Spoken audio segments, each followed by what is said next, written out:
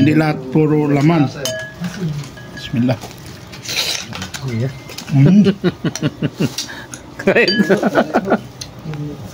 Perfect. Ayun.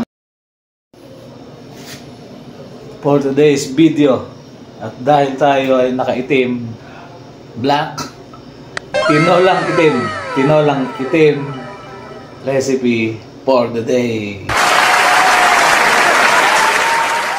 At yun na nga mga kaayuda, dahil sa special request ng ating isa sa mga brothers, magluluto tayo ngayon ng tinolang itom ng mga kababayan nating tausug sa Mindanao. Sana all. Special daw ito, niluluto lang kapag may mga special occasion sa kanila. Susubukan natin. So gabi pa lang, nagmarinate na tayo ng mga sangkap kasama yung karneng baka. Ayan. Magdamag na binabad. Panoorin nyo, yan ang ating iluluto, igigisa, ating ititinola. Luyang dilaw, turmeric, luya, sibuyas, bawang, sili, at yung itim, pampaitim. Wow! So ayun, kakaiba ang tinolang itim na to, tinolang itom. Bakit naging maitim ang tinola na ito? Dahil sa itim o yung sangkap niyang itim nga na galing sa sinunog na sangkap, pangunahin yung nyog. So may mga spices yan na sinunog, pwedeng mabili po sa online, pwede ring gawin. Ay, may mga tutorial din po na makikita nyo sa YouTube. So panoorin nyo paano natin gawin ng tinolang itom. Ayan.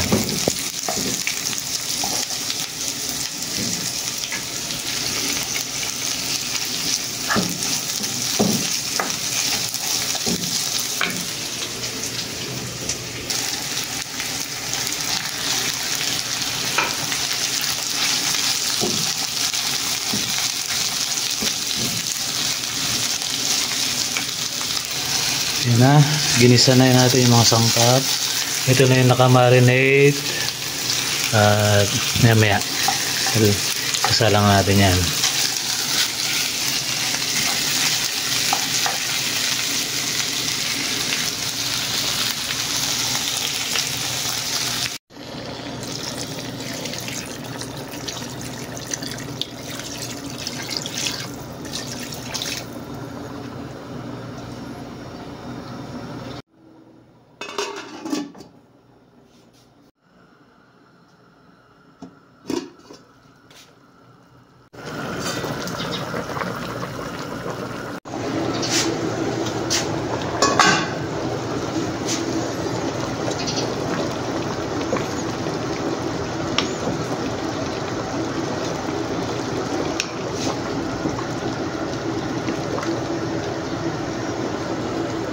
A few moments later. Yun lang. Ang sabi niya ba, Ustad? Itim sa tinola. Itong sa ng tinola. Yes. Kaya kinausap ko na. Mga kaidada niyan yan. Wow! Nakilala ko. Andyan lang, oh. Kakaibang sabaw ito, imported. Bata.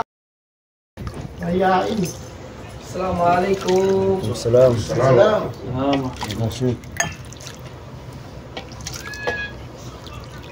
Check tal. Hinira lahat ng nag-gayat eh.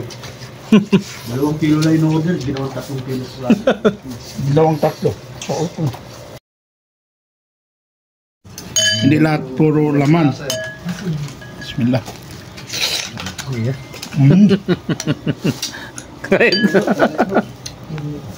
Perfect. Ayun.